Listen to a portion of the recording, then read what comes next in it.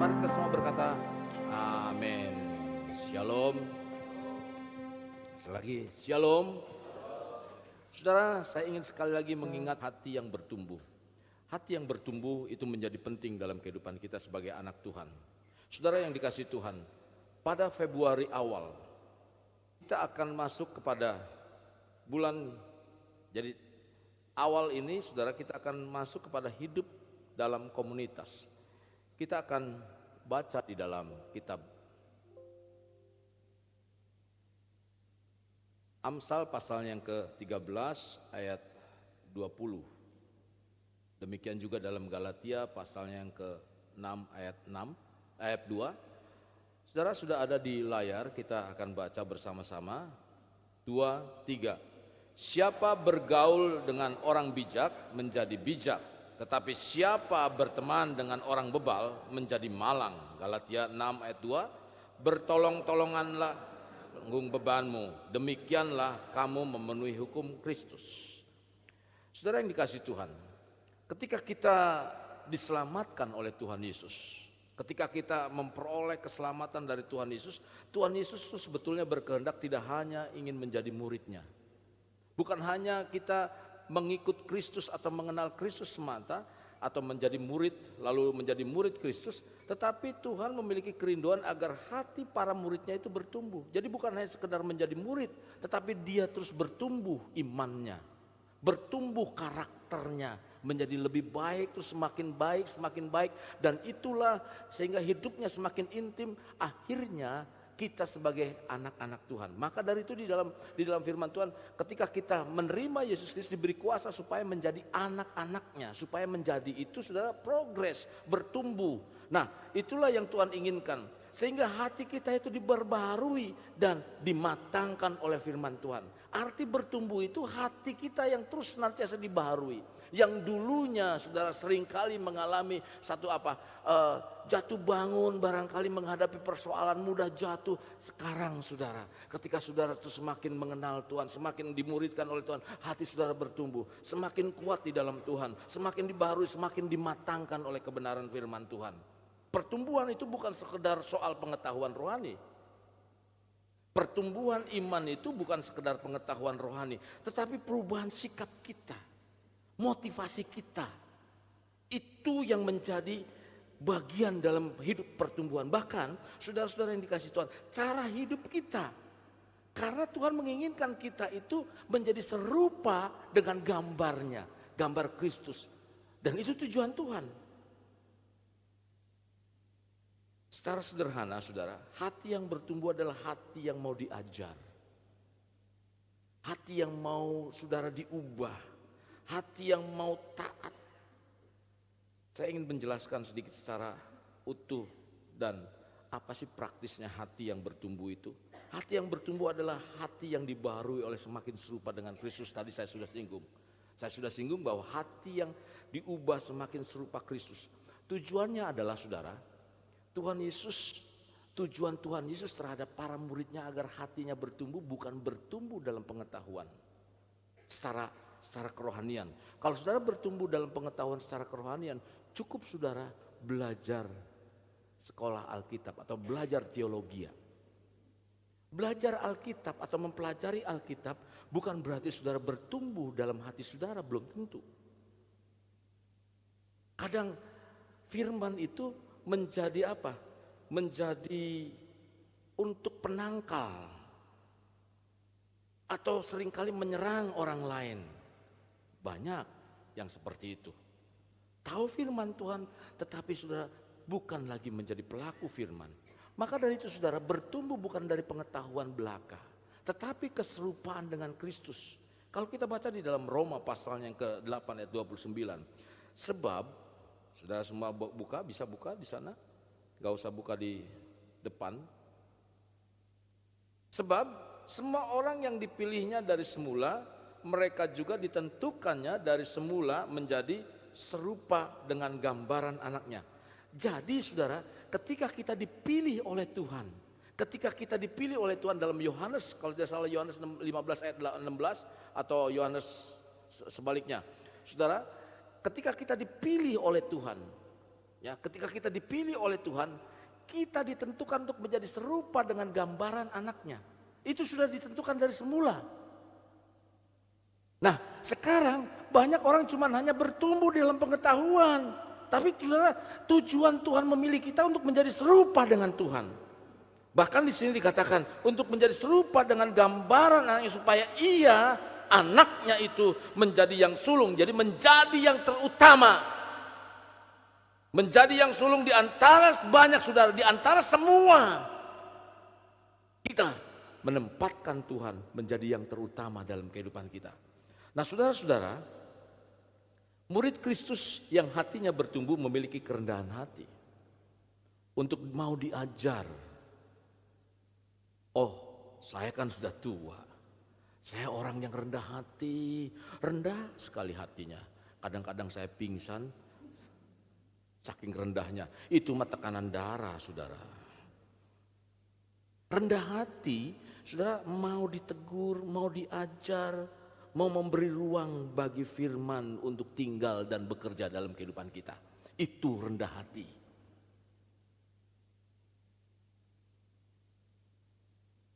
Seorang murid yang hatinya bertumbuh mau dikoreksi. Kalau ada salah, oh iya, saya mau berubah. Kadang orang tua, nih anak-anaknya, juga mungkin perlu dikoreksi oleh anak-anak. Mungkin juga anak-anak perlu dikoreksi oleh orang tua. Itu sama-sama, saudara.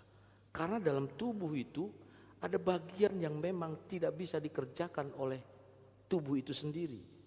Contoh, jempol, ketika jempol ini sakit, nggak mungkin dia akan garuk-garuk sendirinya. Dia elus-elus atau dia obati dengan tubuh yang lain. Demikian juga dalam tubuh Kristus. Saudara yang dikasihi Tuhan, maka kita perlu saling mengkoreksi, melibatkan koreksi.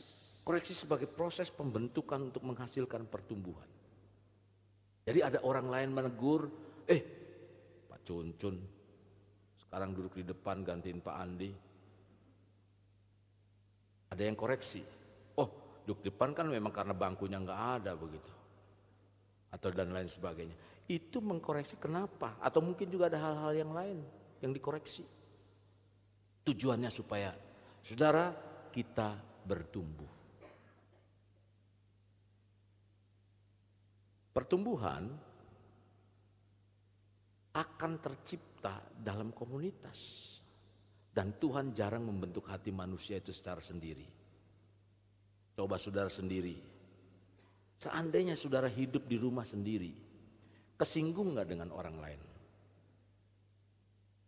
Hah? Enggak. Saudara gak akan tersinggung dengan orang lain, ya orang sendirian. Jadi saudara, pertumbuhan tercipta dalam komunitas. Dan Tuhan jarang membentuk hati murid itu secara sendiri. Selalu berkomunitas. Oh ini dengan ini cocok. Itulah sebabnya kita disebut tubuh Kristus. Atau seperti bangunan bait Allah. Nah bangunan bait Allah ketika dibangun, saudara, bait Allah itu ketika dibangun. Misalnya kita diumpamakan seperti batu. Ketika batu ditempatkan satu dengan yang lain. Ini ujungnya mestinya segini batunya ini. Ternyata lewat. Karena ada batasannya. Lewat, jadi batu itu harus diapain? Batu bata itu harus diapain? Dibiarkan. Jelek jadinya saudara. Dibiarin karena memang sudah begitu, batunya itu udah begitu, nggak boleh dipotong. Ya bangunannya jadi gimana? Acak-acakan. Maka harus dipotong supaya apa? Supaya rapi tersusun. Demikian juga dengan hidup kita. Dalam keluarga, kadang-kadang saudara dalam keluarga sudah dibentuk oleh Tuhan satu keluarga. Satu dengan yang lain dibentuk. Sebetulnya dalam kehidupan Tuhan, kalau saudara baca dalam Kejadian itu, Tuhan menciptakan Adam. Ya, menciptakan Adam. Dan yang memberi nama Hawa itu siapa? Bukan Tuhan. Adam yang memberi nama Hawa itu. Sebab Tuhan ketika menciptakan manusia, Adam dan Hawa disebut Adam, manusia. Maksudnya Adam itu manusia. Karena Tuhan melihat itu, di dalam diri Adam itu ada dua unsur awal mulanya. Ada ada kepribadian, bukan kepribadian. Jadi ada manusia laki-laki dan perempuan. Ketika dikeluarkan itu manusia perempuannya ada ruang. Oh ini belajarnya nanti kalau begitu. Nanti saja tanggal 14 Februari saya akan sampaikan itu. Nah saudara, maka di sini dikatakan manusia tidak bisa hidup sendirian. Itu harus hidup di dalam kelompok atau komunitas. Nah dalam komunitas kita akan dibawa, masing-masing punya ego. Ketika diserang pasti saudara punya ada alasannya untuk membalas. Atau ada pertahanan diri, ego itu namanya. Ketika ngomong, kamu nih begini-begini, Santi misalnya begini, kamu kenapa? Pasti dia akan, aku kan begini-begini. Nah demikian juga dia akan balik lagi, kamu sih yang mulai, saling serang menyerang. Kalau saudara nggak mengurangi itu, terjadilah konflik di dalam rumah tangga. Padahal persoalannya cuma satu, sedikit saja. Cuman kasih garamnya kebanyakan.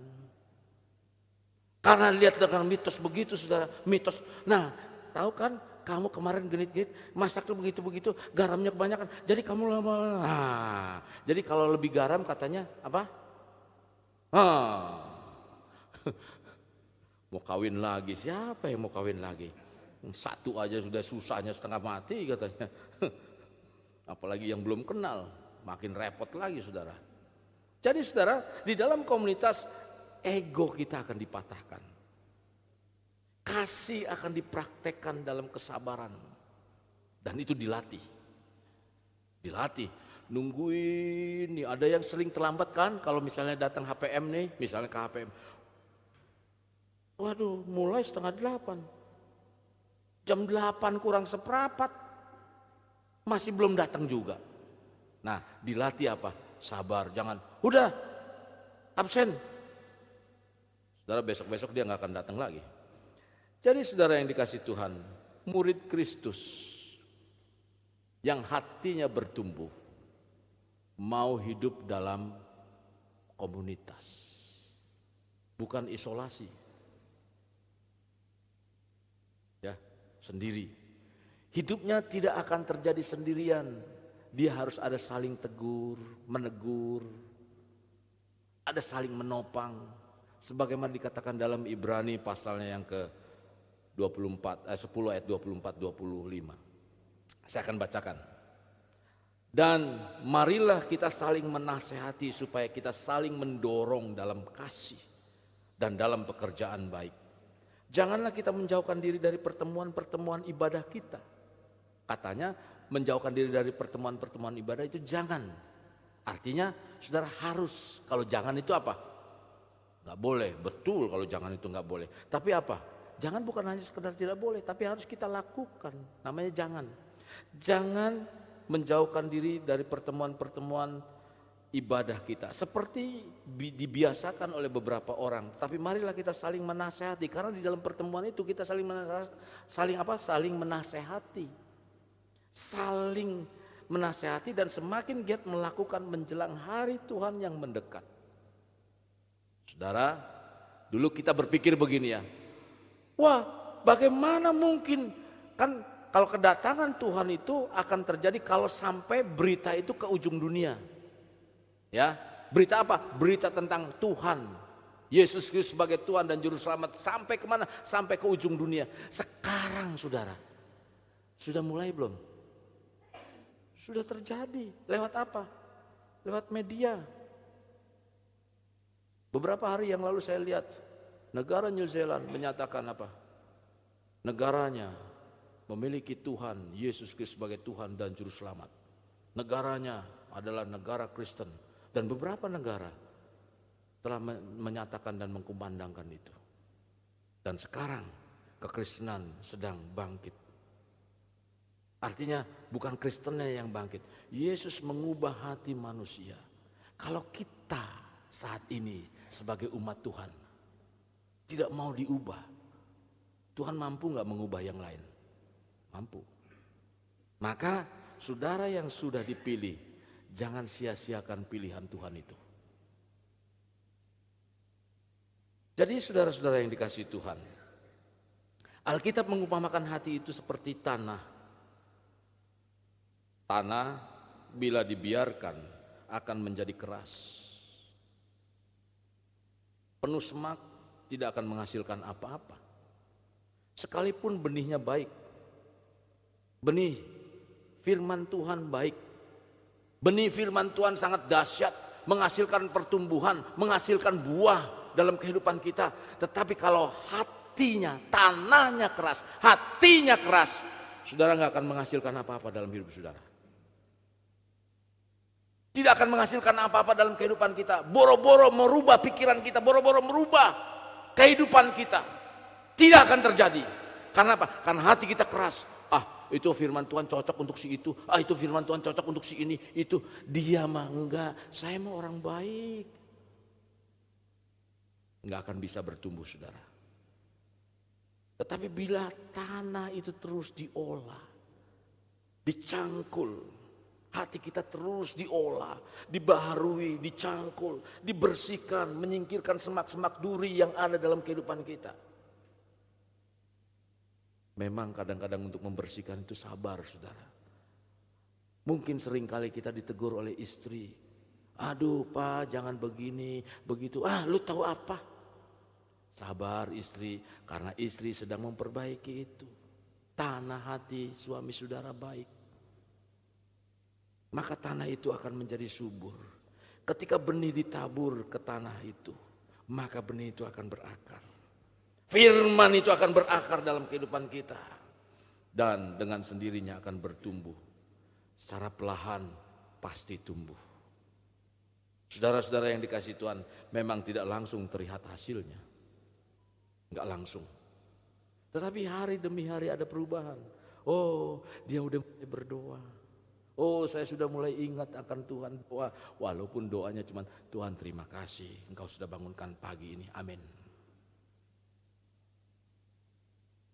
Saya sedang melatih anak saya, cucu saya untuk berdoa. Gimana? Doa. Kalau doa lama, dia lepas tangannya. Nah, biasa udah nggak betah, saudara. Namanya anak Jadi kalau saudara nggak berdoa bisa berdoa lama, ya nggak apa-apalah. Itu namanya baru Kristen. Kristen apa? Nggak mau ngomong. Kristen apa? Iya. Itulah manusia. Jadi hati yang bertumbuh, bukan hati yang sempurna. Kita sudah sempurna, bukan, belum sempurna. Tapi hati yang mau diproses, saudara. Saudara mau diproses? Mau ditegur, mau diubah, dan mau tinggal dalam firman. Itulah sebabnya kemarin, minggu lalu, kita hati yang harus dipenuhi oleh firman. Supaya hidup saudara bisa bertumbuh, hati saudara bertumbuh. Kadang saudara, ia tidak menolak proses meski datang menyakitkan. Orang yang bertumbuh jangan tolak proses itu. Walaupun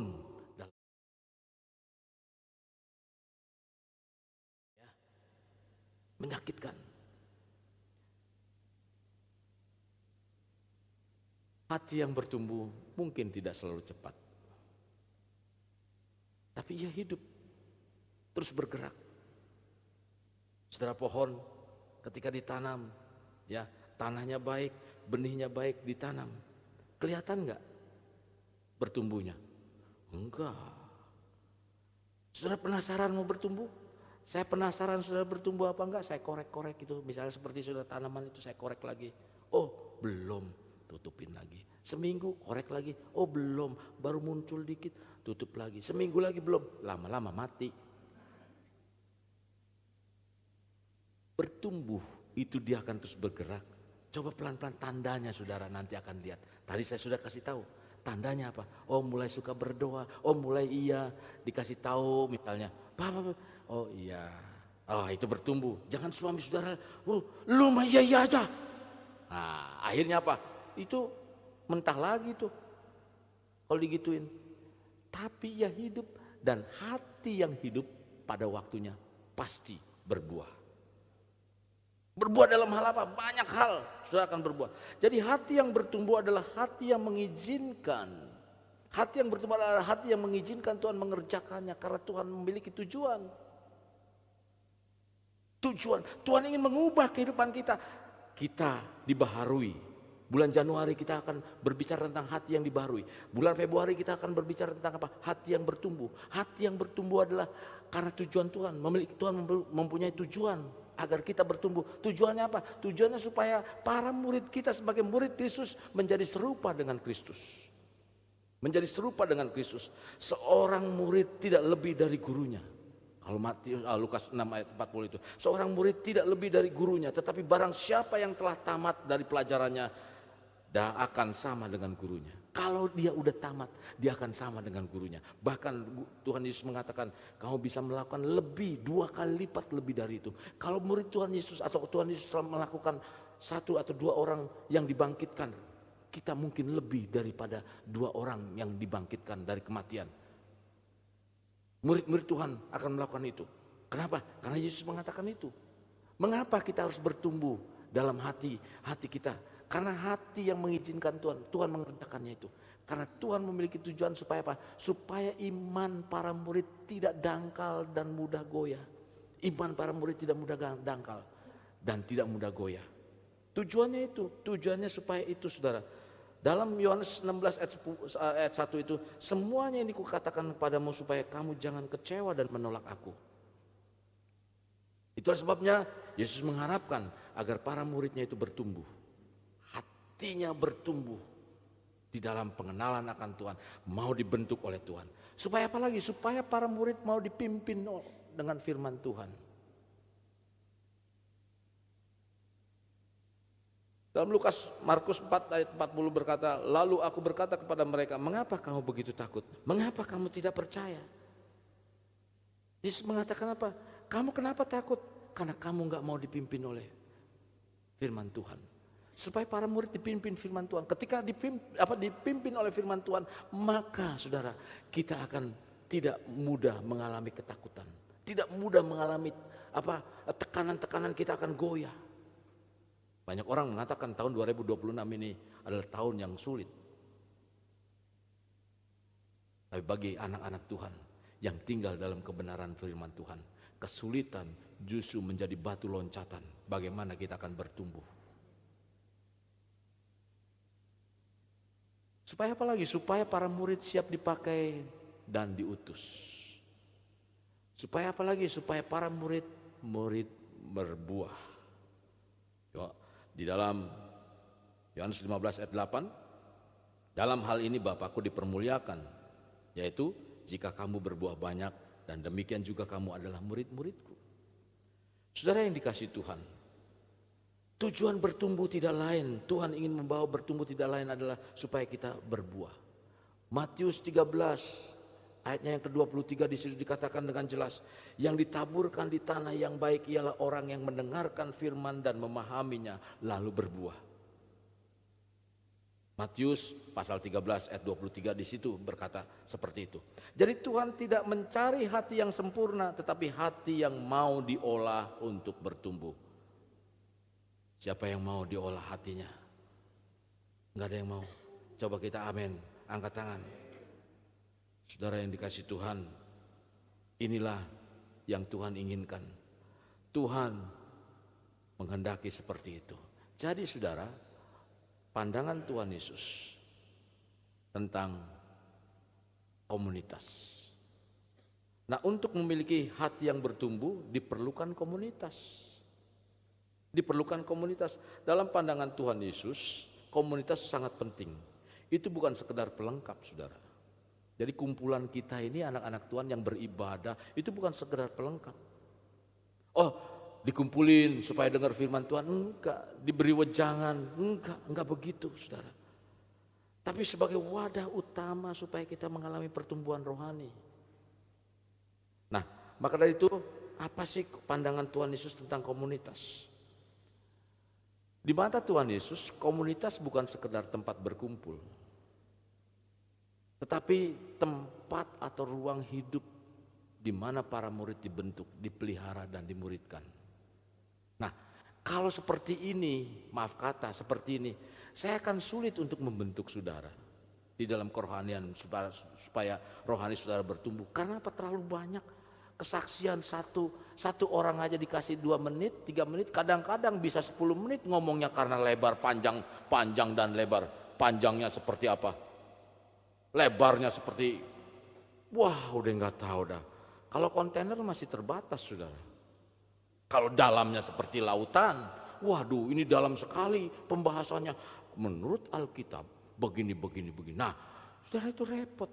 Kalau banyak 3 menit ada 100 orang. Berarti berapa? 300 menit dibagi 60. Pertemuan itu aja yang satu udah bubar semuanya, udah satu deh. Nah maka perlu apa? Komunitas. Dibentuklah komunitas kecil. Berapa orang? Bisa 3 orang, bisa 4 orang. Kita sebut namanya HPM. Nah setiap minggu saudara nanti di HPM itu ada bertemu. Apa sih yang saudara doakan nanti? Apa yang saudara perlu doakan? Ke depan siapa yang kita doakan? Atau mungkin juga teman kita yang sakit kita doakan. Tanya ketika sakit doakan. Sembuh, bawalah ke tempat saudara. Itu HPM. HPM yang kita bentuk nanti adalah HPM Home Prayer Movement. Jadi lewat doa di rumah ada satu kegerakan.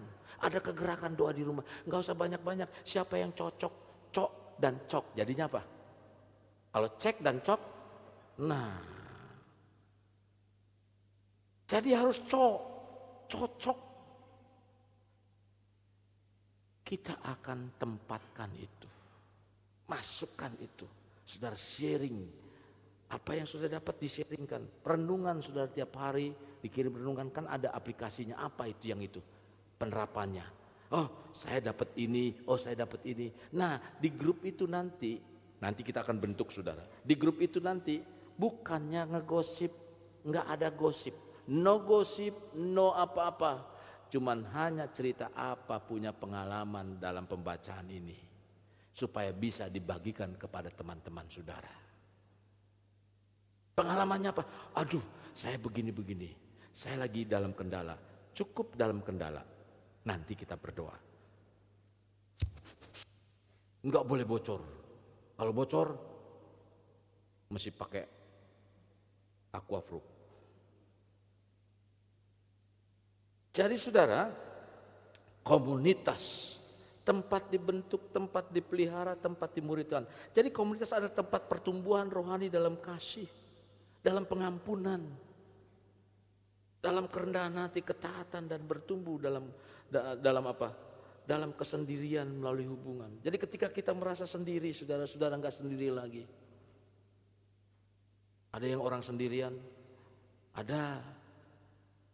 Tapi sekarang saudara lewat WA, lewat itu enggak sendiri lagi ya. Walaupun ditahan sama orang tua atau mungkin ditahan sama siapa. Nggak boleh pergi kemana-mana sama anaknya karena sudah tua, pakai kacamata, pakai tongkat. Waduh, udah jangan kemana-mana. Ada grup nggak apa-apa, baca, bisa ketawa di grup.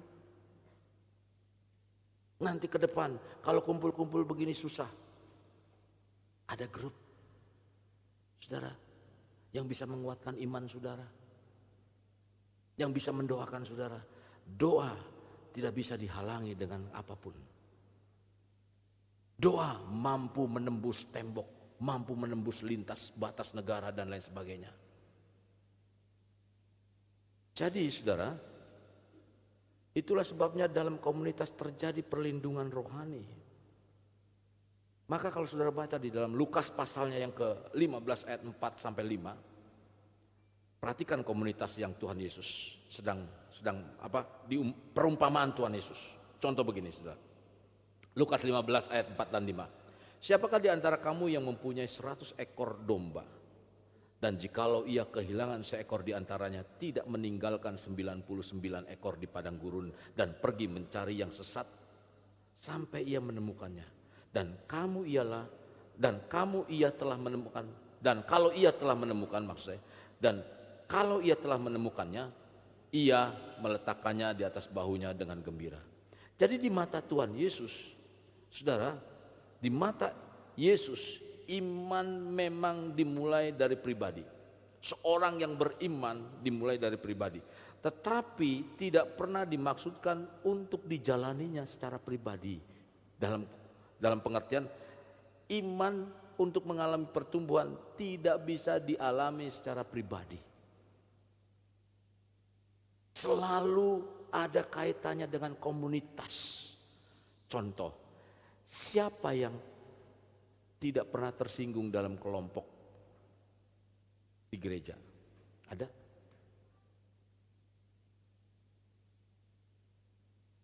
Diam semua. Karena apa? Jangankan di gereja, siapa yang tidak pernah tersinggung di keluarga? Yang paling kecil, keluarga banyak loh ya. Siapa yang gak tersinggung sama istri? Dan persempit lagi nih sama saudara, sama saya. Siapa yang gak pernah tersinggung sama istri dan suami? Ada? Ya, itu bentukan saudara. Ketika saudara tersinggung dengan itu, lu sudah dibentuk. Oh, ini suami saya begini. Besok-besok saya kalau lagi begini, saya gak begitu ngomongnya. Dibentuk, diubah. Coba kalau misalnya terus begitu terus kaku, apa yang terjadi? Pecah. Berapa banyak orang keluar dari gereja karena tersinggung, pecah. Akhirnya apa? Dia di sini tersinggung, di sana tersinggung, di sini tersinggung. Akhirnya dia murtad. Jadilah murtadin. Padahal kata murtadin itu saudara diambil dari gereja sebetulnya. Tapi yang itulah, itu mah urusan dia orang. Fit, jangan dipotong ini ya, itu harus dibuang. Nah, jadi saudara, di mata Yesus memang iman dimulai dari pribadi, tetapi tidak pernah dimaksudkan untuk dijalaninya sendirian. Maka perlu komunitas. Komunitas adalah alat Tuhan untuk membentuk para murid menjadi dewasa dan menghasilkan buah. Jadi di dalam komunitas itu, saudara, kita diarahkan untuk menjadi berbuah. Berbuah apa? Berbuah rohani. Apa sih buah-buah rohani itu? Buah roh itu apa? Kasih, sukacita, damai sejahtera, kesetiaan, kesabaran, sampai penguasaan diri. Penguasaan diri.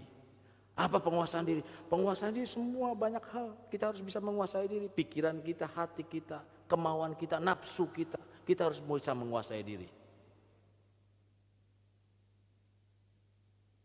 Jadi dalam pelayanan Yesus, komunitas bukan opsi, bukan pilihan, tetapi desain atau dirancang oleh Tuhan. Yesus membentuk murid dalam komunitas. Betul? Berapa? 12. Komunitas. Dari 12 ada lagi berapa? 3. Siapa? Saudara ingat yang 3 yang diundang oleh Yesus untuk berdoa di bukit? Yakobus, Petrus, Yohanes. 3 komunitas itu. Jadi dalam komunitas-komunitas inilah, maka komunitas ini akan terus membimbing yang lain. Nah, saudara-saudara yang dikasihi Tuhan, Yesus mencontohkan itu. Jadi Yesus membentuk murid. Jadi para murid belajar tentang hidup. Belajar bagaimana berjalan dalam kegagalan. Belajar untuk dipulihkan bersama. Ini komunitas. Disitulah murid belajar tentang kasih, pengampunan, kerendahan hati, dan kesabaran. Jadi dalam mengiring Yesus banyak dianalogikan, kita itu banyak dianalogikan. Seperti apa? Seperti pohon, seperti tanah. Ya, bahkan saudara, istilah kita juga dianalogikan atau diumpamakan. Analogi itu diumpamakan. Supaya saudara ngerti analogi. Ntar saudara ingatnya, dari saya sampaikan sekarang analogi. Apa analogi? Analogi. Jadi boro-boro sudah nyimak firman Tuhan, nyimaknya analogi. Apa analogi? Analogi diumpamakan, diibaratkan. Analogi itu diibaratkan. Diibaratkan domba. Sebagai pengikut Kristus itu diibaratkan domba. Pengikut Kristus lebih dikenal sebagai domba.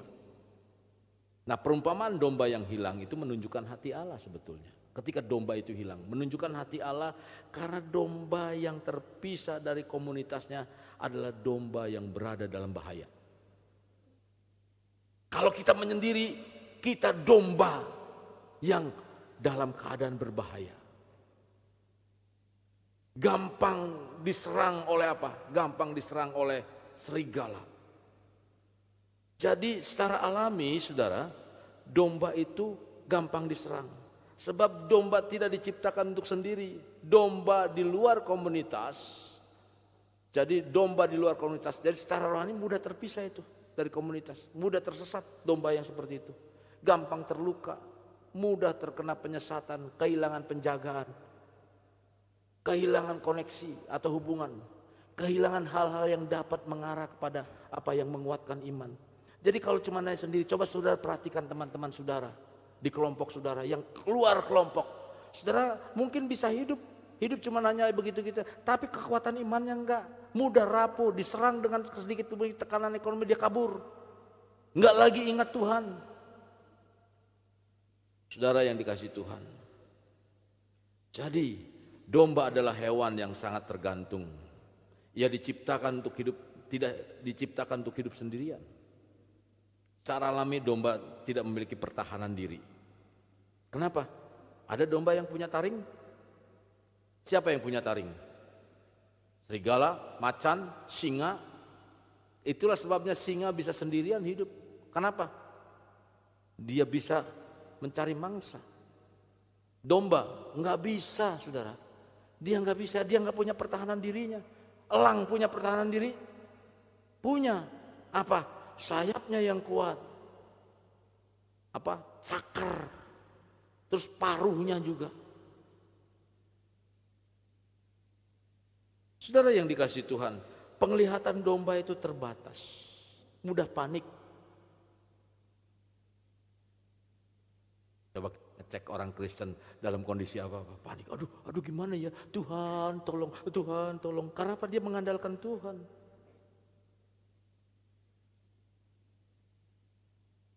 Maka saudara, domba menjadi lemah kalau nggak tinggal dalam komunitas, mudah stres. Kalau stres kemana? Kalau nggak ada komunitas, stres kemana? Bisa teriak ke Tuhan, bisa saudara. Tapi kadang-kadang juga katanya, kenapa sih orang Israel suka menyembah berhala? Karena dianggap Tuhan itu jauh, dia nggak bisa kelihatan. Perlu apa? Perlu yang terlihat, perlu yang bisa dirasa. Nah, yang bisa dirasa itu apa? Ketika kita lemah, orang lain yang kuat, dia lebih kuat dengan Tuhan, dia seringkali menasehatkan stres kita. Oh iya begini Ci, saya juga punya pengalaman yang sama Ci, kok, Jeng, Mas, apalagi Mbak Yu, Eda, Enci, Engkoh. Ya, itulah komunitas. Jadi karena itu Yesus tidak menunggu domba kembali, tetapi mencari dan memulihkannya. Di mana? Di komunitas itu. Nah, saudara, mengapa Tuhan menetapkan hidup dalam komunitas? Mengapa Tuhan menetapkan hidup dalam komunitas? Karena dalam komunitas ada perlindungan. Domba yang sendirian tidak dapat domba yang sendirian adalah target empuk dari musuh, dari serigala. Tetapi dalam kawanan atau dalam komunitas, bahaya lebih mudah dikenali. Contoh begini, nah ketika dalam komunitas, ini domba lah semuanya, maaf saya tidak menganggap saudara binatang, tapi ketika domba itu ada kumpulan begitu, kumpulan domba itu, lalu datanglah serigala, nyerang yang di ujung sono, ada Ibu Yulia, domba Yulia.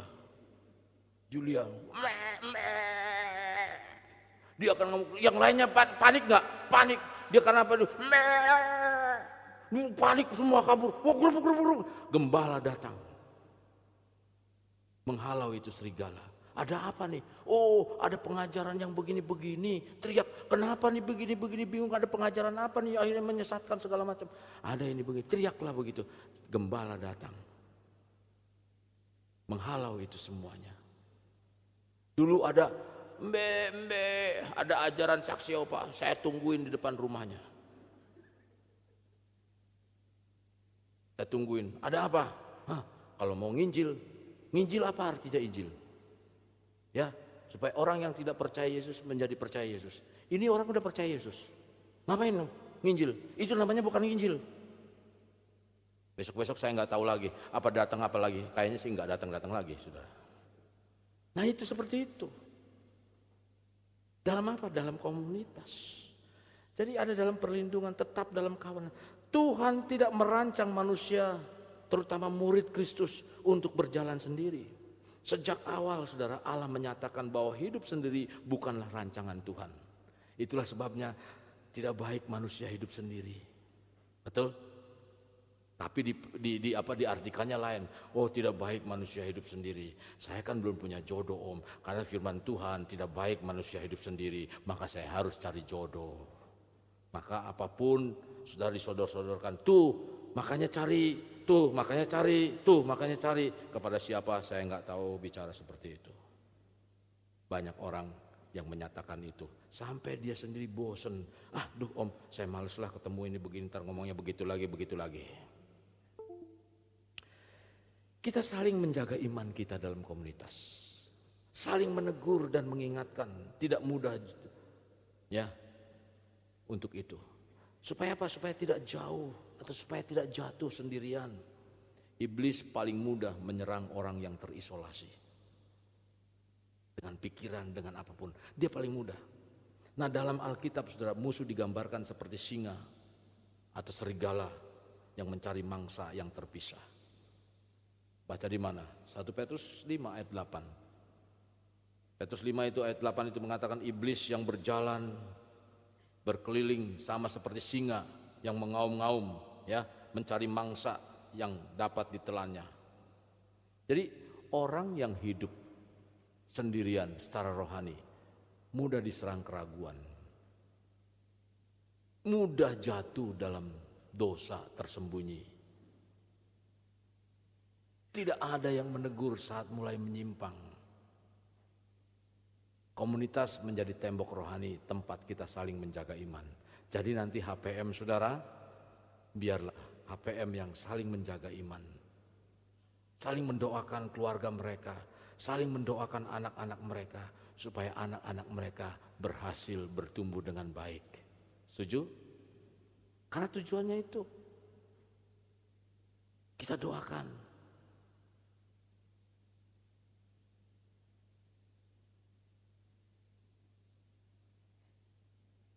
Komunitas adalah cara Tuhan untuk menjaga iman, menguatkan saat lemah, melindungi dari bahaya dan tidak sadari. Jadi iman yang kuat dibangun bersama, bukan sendirian. Kedua, mengapa Tuhan menetapkan hidup dalam komunitas? Karena dalam komunitas ada tuntunan. Tuhan tidak hanya memanggil murid diselamatkan, tetapi untuk dituntun agar berjalan dalam kehendak Tuhan. Karena itu saudara, Tuhan menghadirkan komunitas secara tuntunan rohani, sarana tuntunan rohani. Bukan sekedar tempat berkumpul. Jadi kalau tempat berkumpul, saudara bisa aja di mana-mana saudara berkumpul. Ngopi di warung kopi, kadang-kadang ngopi di warung kopi. Kalaupun ngopi di warung kopi, jangan lupa saudara untuk terus senantiasa berbicara rohani, kumpulkan anak-anak Tuhan. Kalau saudara berbicara tentang yang lain, bagus nggak bagus. Tetapi kalau misalnya itu rohani nggak akan bertumbuh, cuman hanya kumpul-kumpul, ya. Nanti kalau misalnya kumpul-kumpulnya nggak ada, dia akan keluar, nggak akan kumpul-kumpul lagi. Karena apa? Karena ya begitu. Tapi kalau misalnya dia mulai bertumbuh rohaninya, oh iya, saya rasa rohani saya dibangun, saya rasa ini saya bisa hidup begitu. Nah itulah pentingnya, saudara.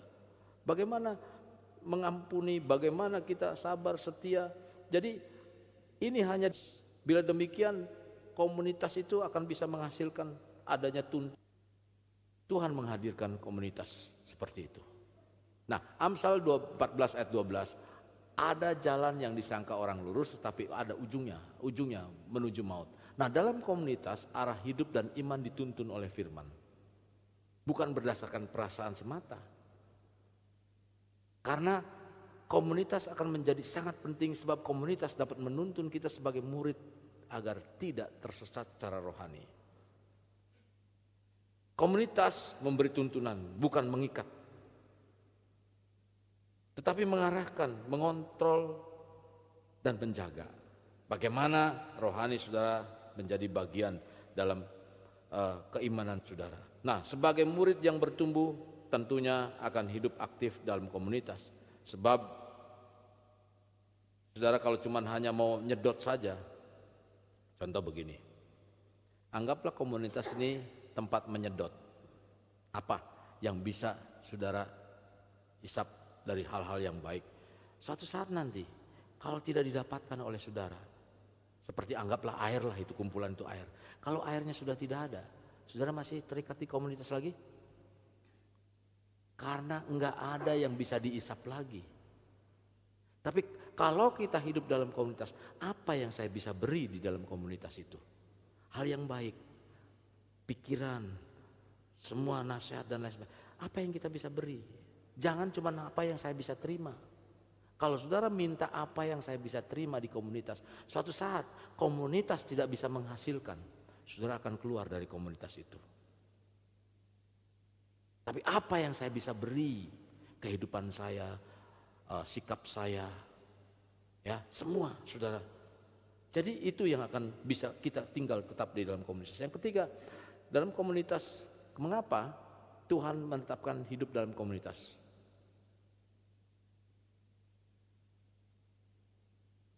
Karena ada pemeliharaan iman. Seorang murid Kristus hatinya bertumbuh melalui hubungan saudara dalam komunitas.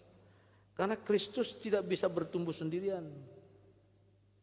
Ya, murid Kristus atau karakter Kristus maksud saya. Karakter Kristus tidak bisa bertumbuh sendirian. Dibentuk. Besi menajamkan besi, manusia menajamkan manusia. Artinya saling membentuk. Saling membentuk. Manusia dibentuk oleh manusia itu sendiri. Manusia nggak bisa dibentuk oleh peliharaan saudara. Apa misalnya? Dogi, atau mungkin ada yang nggak mau menyebut anjing karena terlalu kasar. Ya tergantung. Ada yang anjing bilangnya iboy terus. Siapapun itu anjing namanya disebutnya iboy. Karena memang dia punya anjing dulunya iboy. Bisa membentuk kita. Kadang mungkin juga cuman hanya sabar doang di situ. Dia sembarangan dipungut. Nah sekarang saudara kalau punya peliharaan di mana, tinggal di Gading Serpong, ketika diajak jalan-jalan, saudara ditangkap loh kalau misalnya begitu. Saudara harus bawa plastik di tangan saudara, kantong plastik. Ketika pup dibawa di jalan, saudara harus raup itu, biar anget-anget kayak martabak juga. Atau pisang goreng molen baru keluar dari kuali, saudara pegang begitu, aduh anget nih, bentuknya hampir sama. Tapi jangan kebablasan saudara itu dimakan, repot saudara. Jadi saudara-saudara yang dikasih Tuhan, karena ada pemeliharaan iman. Nah, di mata Yesus, komunitas adalah tempat pemeliharaan iman. Komunitas adalah tempat pemeliharaan iman. Domba-dombaku mendengarkan suaraku, dan aku mengenal mereka, dan mereka mengikut aku.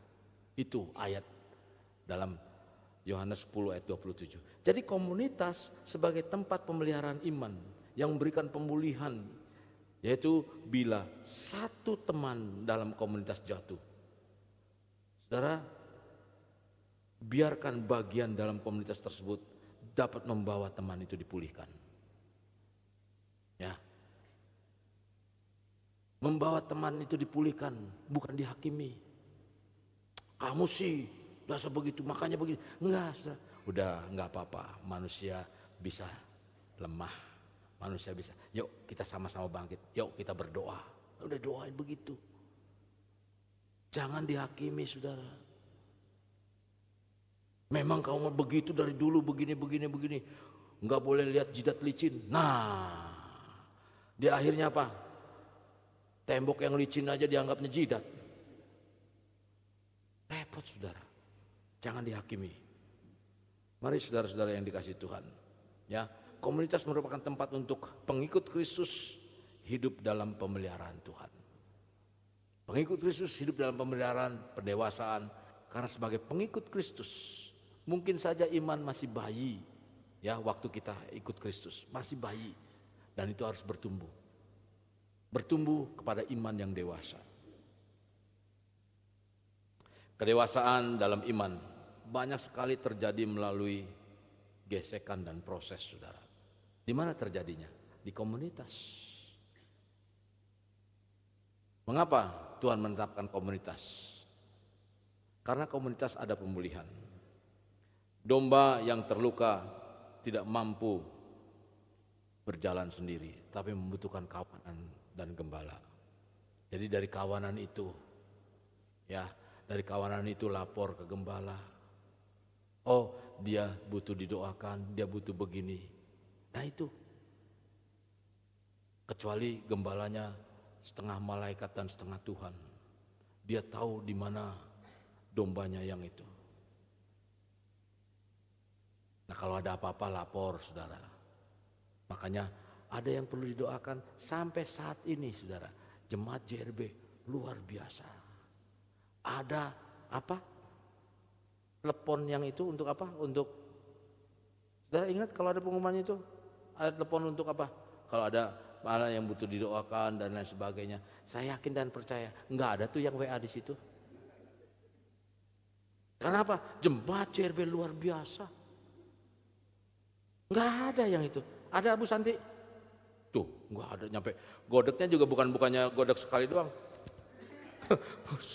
Godeknya begini loh. Enggak ada. Saya berharap saudara memang benar enggak ada masalah. Saudara bisa mampu kuat. Mari hidup dalam komunitas.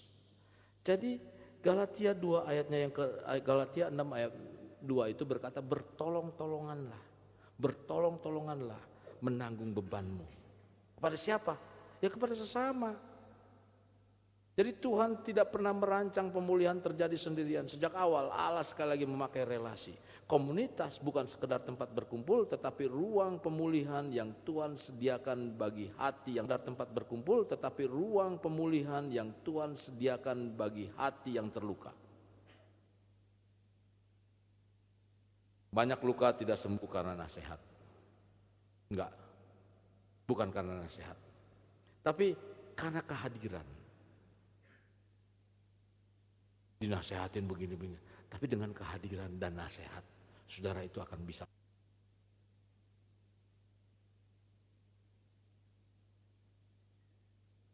Dalam komunitas, kita tidak sendirian dalam sakit.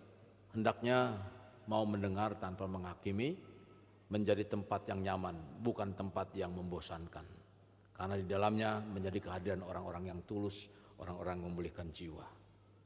Saudara yang dikasihi Tuhan, dalam komunitas luka didengar, harusnya didengar, beban dibagi, hati dipulihkan, maka Tuhan akan memberikan pemulihan dan komunitas adalah tempat alat Tuhan untuk hati yang bertumbuh di dalam Tuhan. Maka dari itu saudara-saudara yang dikasihi Tuhan, hati yang bertumbuh bukan hati yang berjalan sendirian. Seperti domba yang membutuhkan kawanan, demikian juga kita sebagai murid Kristus, kita diciptakan untuk bertumbuh. Di dalam komunitas, hati kita dijaga saat lemah. Dituntun saat kita bingung. Jadi jangan dibiarkan saudara. Kalau lemah, saudara mari dijaga. Dituntun, dipulihkan saat luka. Diteguhkan saat hampir menyerah. Di mana adanya? Di komunitas. Kalau sebegini saja saudara, cuman hanya di mimbar, paling lama juga 1 bulan, seminggu sekali. Mungkin ini bicaranya umum, tapi kalau misalnya di komunitas itu bicara dari hati ke hati bisa terjadi. Nah, maka dari itu hati yang bertumbuh selalu menemukan rumahnya dalam komunitas. Di sanalah kasih Kristus dinyatakan, iman kita diteguhkan, dan kerajaan Allah dinyatakan.